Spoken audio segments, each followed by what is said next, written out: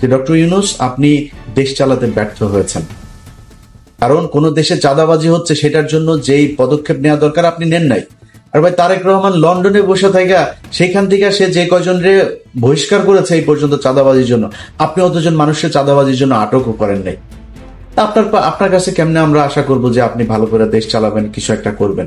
Doctor Yunus কিছুই বুঝেন না তো আপনার থাকার দরকারটা কি? হঠাৎ করে এসে রাগ করে বলেন আমি তো থাকতে পারি না, থাকতে পারবো না, আমি থাকবো না। তো গার্লফ্রেন্ডের সাথে মানে মানব অভিমানের বিষয় না তো, না, এটা দেশ চালানোর ব্যাপার। আপনি পারবেন না? এতগুলো স্টুডেন্ট মারা গেল, এতগুলো সাধারণ মানুষ মারা গেল, এই যারা আপনার সাথে এখন আছে এই স্টুডেন্টদের জীবন নিরাপত্তা ঝুঁকির মধ্যে ফেলে আপনি চলে যাবেন সবকিছু সব জায়গায় ব্যর্থ হয়ে? এটা তো হইতে পারে না। আপনাকে কঠোর হওয়া উচিত ছিল। এখন যাবেন আমি এখন মানে ঘাটটা সোজা করে তারপর দাঁড়াবেন, সে সুযোগ আপনার হাতে নাই। কারণ আপনারা এই গেল 10 মাসে যেই সুযোগ হাতে পেয়েছিলেন সেটা কাজে লাগাতে পারেন নাই। দেশটা প্রায় সবগুলোই বিভিন্ন দেশের সিটিজেন, বাংলাদেশের পাসপোর্ট হোল্ডারও না। তো এগুলি তো চলে যাবে, এগুলি তো কোনো সমস্যা নেই। ছিল বাইরে এসছে, আবার পর কয়েকদিন খেয়ে নিয়ে টিয়ে তারপর চলে যাবে। দায় তো কেউ নেবে না, দায় নেওয়ার চিনিও না। আমি বিশ্বাস করেন, আমি আমার মতো একজন রাজনৈতিক সচেতন মানুষ, আমার যদি বলেন 4 জন মন্ত্রীর উপদেষ্টার নাম আমি বলতে পারবো না, কসম করে বলছি আমি বলতে পারবো না। আমার বিশ্বাস আপনিও বলতে পারবেন না। তো এদেরকে আমরা চিনি না, এরা কোনো খবর নাই, খোঁজ নাই, কোনো কিছু নাই। আপনি এদেরকে দিয়া তারপরে দেশ চালাবেন, দেশ সুন্দর হবে মনে করার কোনো কারণ নেই। এখন একটা সরকার আসতে হবে যে সরকার দায় নেবে। অতএব হুট করে বলে ফেলেই হলো না চাঁদাবাজি করে নাকি সেটা বলেন। এখন যে সরকারটা চলছে এই সরকারের ভেতরে নাই চাঁদাবাজি, নাই মানে করছে না, হচ্ছে না, হচ্ছে তো। তো আপনি বিএনপির খালি দোষ দিয়ে লাভ কি? কারণ বিএনপি চাঁদাবাজি করছে বা চাঁদাবাজি করবে এই জন্য বিএনপিরে চাই না আরেকটারে চাই? আমরা তো চাইছিলাম ভাই, আমরা চেয়েছিলাম সেটা যদি আপনি আমরা যেভাবে চেয়েছি যে দেশটা যদি আসলে সেইভাবে যেত কোনো সমস্যা ছিল না। দেদারসে আপনার টাকা পাচার হচ্ছে, মানে কোনো এই দেশটার এখন কোনো মা বাপ নাই, যে যেই জায়গায় মানে মানে ইচ্ছা মতো খাচ্ছে আর কি। তো এটা যদি চলতে থাকে তার চেয়ে তো একটা স্টেবল একটা সরকার আসা উচিত যে দায় নেবে। আপনার এখানে দায়টা নেবে কে? সব দায় এসে পড়বে হচ্ছে স্টুডেন্টদের ঘাড়ে। সব তো আপনি এই যে আইজিপি নিজেও তো ইউএস এর সিটিজেন, রাতের বেলা তারপর বলে আমি তো থাকতে চাই না, অভিমান হয়েছে, আমি দেশে থাকবো না, চলে যেতে পারবেন, এর বাইরে কোনো কিছু করতে পারবেন না। ওই শক্তি আপনার এখন নাই, সেনাবাহিনী আপনার পক্ষে নাই, সিভিল প্রশাসন আপনার পক্ষে নাই, দেশের রাজনৈতিক দলগুলো আপনার পক্ষে নাই। আমার তো মনে হয় এখন আপনাদের বোধহয় মানে কিছুটা এদিক ওইদিক, জামাত ইসলাম বোধহয় আপনাদের কিছুটা দেয়, আর এনসিপি তো আছেই, এর বাইরে কেউ আপনাদের পক্ষে নাই। আপনি থাকবেন কিভাবে? ফারুকি, তারপর এই আসিফ নজরুল, এই দুইজনের ব্যাপারে আমরা শুরু থেকে বলে এসেছি। সারা বাংলাদেশের আমার মনে হয় 95% মানুষ সবাই চেয়েছে, সবশেষ ছাত্ররাও চেয়েছে। ছাত্ররা যখন আমার ব্যক্তিগতভাবে আমার সাথে ছাত্রদের একটা দূরত্ব তৈরি হয়েছিল, মাহফুজ বলেন, আসিফ বলেন, নাহিদ বলেন, হাসনাত, সার্জিস, সবার সাথে একটা দূরত্ব তৈরি হয়েছিল। সেই দূরত্বটা এখন নাই। কিন্তু সেই দূরত্ব কেন তৈরি হয়েছিল? এই আসিফ নজরুলকে কেন্দ্র করে। এই আসিফ নজরুল আসিফকে প্রথম আলোতে নিয়ে গিয়েছে, প্রথম আলো প্রকাশনাতে তার বই প্রকাশ করেছে, আমি তাদের বিরুদ্ধে কথা বলেছি। এখন এই যে আসিফ নজরুলের বিষয়টা ছাত্ররা বুঝলো, বুঝার পরে তারপরে ডক্টর ইউনূসকে বলেছে তারা আসিফ নজরুলের বিরুদ্ধে সতর্ক করার পরেও এই সরকার কি ব্যবস্থা নিয়েছে তাদের পক্ষে। এমনকি ডক্টর ইউনূস এখন পর্যন্ত গত 10 মাসে জনগণ চেয়েছে এমন কোনো কিছু কি তিনি করেছেন? তিনি মনে হয় খোঁজই রাখেন না। বাংলাদেশের মানুষ কি চায় সেটা তো না, তিনি যায়ও না, আসেও না। আপনি কোন সেক্টরটাতে যাবেন বলেন? গেল 10 বছর, এই 10 মাস যদি হিসেব করেন, এই দেশে চাঁদাবাজি হচ্ছে, এই দেশে ঘুষ হচ্ছে, দুর্নীতি হচ্ছে, অনিয়ম হচ্ছে, সবই হচ্ছে। কোনো কিছু কি বন্ধ আছে? এখন বিএনপি ক্ষমতায় থাকে, সব দোষ যদি বিএনপি সরকারের ঘাড়ে পড়ে, যাই হোক যেটাই ঘটুক, এখন যা হচ্ছে এটার দোষ ডক্টর ইউনূসকে নিতে হবে। আপনি বন্ধ করতে পারেন নাই কেন এই দুর্নীতিগুলো? একটা নর্মাল একটা ধরেন 111 সরকারও আপনার চেয়ে অনেক দুর্বল সরকার ছিল। বাংলাদেশের ইতিহাসে এত শক্তিশালী সরকার কোনোদিন আসেনি। এত শক্তিশালী হবার পরেও আপনি এগুলোর বিরুদ্ধে ব্যবস্থা কি নিয়েছেন? পুলিশের নিয়োগ বাণিজ্য থেকে শুরু করে থানায় যে পরিমাণে ঘুষ এখন চলছে, অন্ধকার যুগের অবস্থা। আপনি বন্ধ করতে পারেন, এর দায় আপনি নেবেন না? এটা ঠিক করে আমার মনে হয় নির্বাচন দিয়ে দেওয়া উচিত, এবং নির্বাচন দিয়ে দেওয়ার পরে ডক্টর ইউনূস যদি চায় রাজনীতি করতে, এনসিপির প্রধান হয়ে তিনি রাজনীতি করুক, নির্বাচন করুক, মানুষই তো চায়, তাই না? মানুষ যদি চায় তাহলে আপনি প্রধানমন্ত্রী হবেন, আপনার দল ক্ষমতায় আসবে। আর যদি মানুষ তারেক রহমানকে চায় তাহলে তারেক রহমান প্রধানমন্ত্রী হবে, বিএনপি ক্ষমতায় আসবে। আমরা এই জায়গায় স্পষ্ট, বিএনপি এই নির্বাচন এবং সংস্কার এই দুইটাকে আলাদা করে, দুইটাকে সংঘর্ষ বাঁধিয়ে দুইটার মধ্যে বিরোধ তৈরি করার কোনো সুযোগ নাই। আপনারা সেটাই করেন। সব কত মানুষ গুম হয়েছে, এই বিএনপি রাস্তায় নেমেছে, গুলি খেয়েছে, আন্দোলন করেছে, এই সব শেষ আন্দোলনেও আমার মনে হয় তারা সবচাইতে বেশি মানুষ তাদের ক্ষতিগ্রস্ত হয়েছে, মারা গিয়েছে, রাস্তায় নেমেছে, পঙ্গু হয়েছে। আপনি তারে যা তা বলতে পারবেন না, আমারও বলার সাহস নাই। কিন্তু ভাই, এই যে 15 বছর যা অর্জন করেছিলেন গত 10 মাসে, আমার মনে হয় 80% শেষ।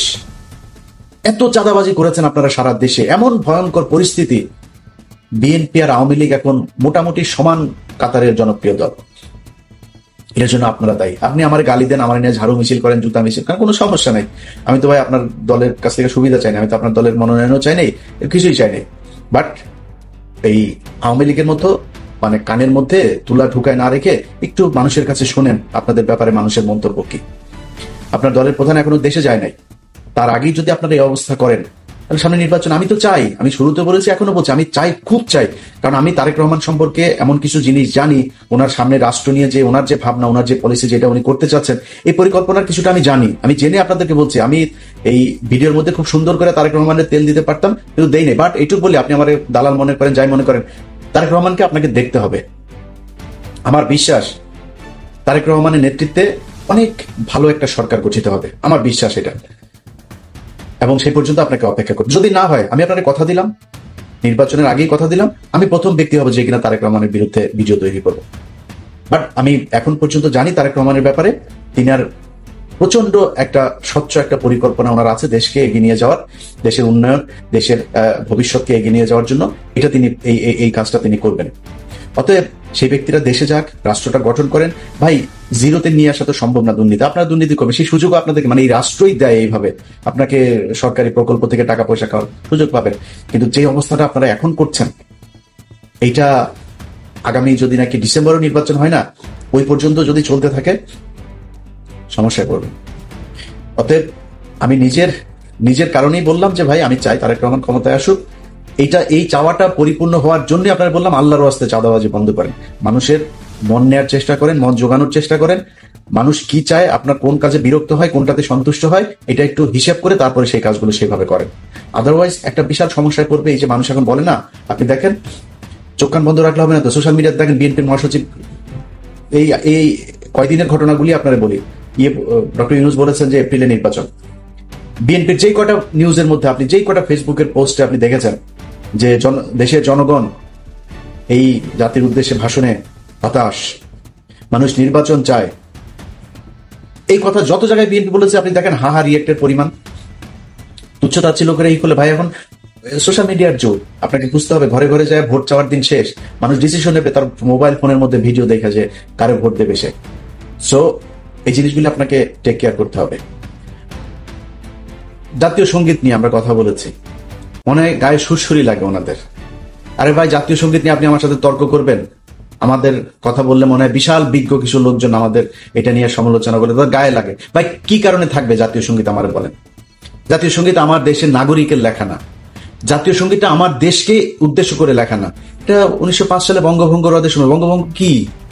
আমার পূর্ব বাংলা পশ্চিম বাংলার থেকে আমরা আলাদা হব, আমরা এখানে সব ওই অচ্যুত শ্রেণীর হিন্দুরা, গরিব মুসলমানরা, আমাদের আলাদা বিশ্ববিদ্যালয় হবে, স্কুল হবে, প্রতিষ্ঠান হবে, আমাদের জন্য আলাদা বাজেট থাকবে শিক্ষার জন্য, এগুলো হইতে দেওয়া যাবে না।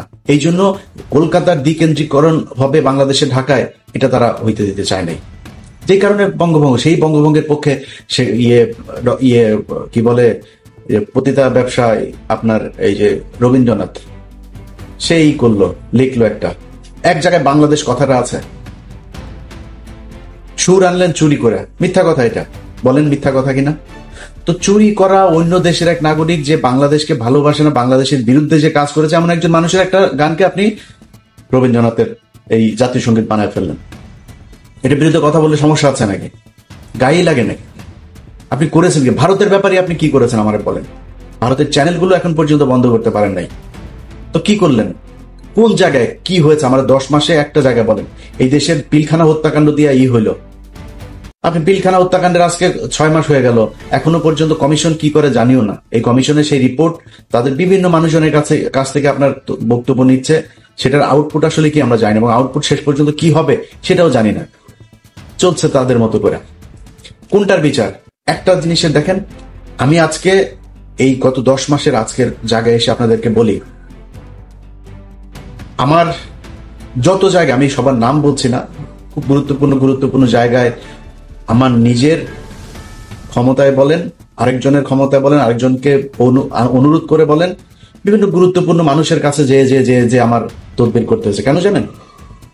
এখনো পর্যন্ত, এখন নতুন করে শুরু হয়েছে আপনার এই আলেমদের বিভিন্ন এই যে কথিত যে জঙ্গি নাটকগুলো আপনার সাজানো হয়েছিল, প্রথম আলো, ডেইলি স্টার, এরা মিলে যে নাটকগুলো সাজাতো, সেই নাটকে যারা আটক হয়েছে তাদেরকে জামিন দেয়, আবার স্টে অর্ডার দিয়ে দেয়, জেল গেট থেকে আটক করে। এই ঈদের আগের 1 সপ্তাহ এই ঘটনাগুলো ঘটেছে।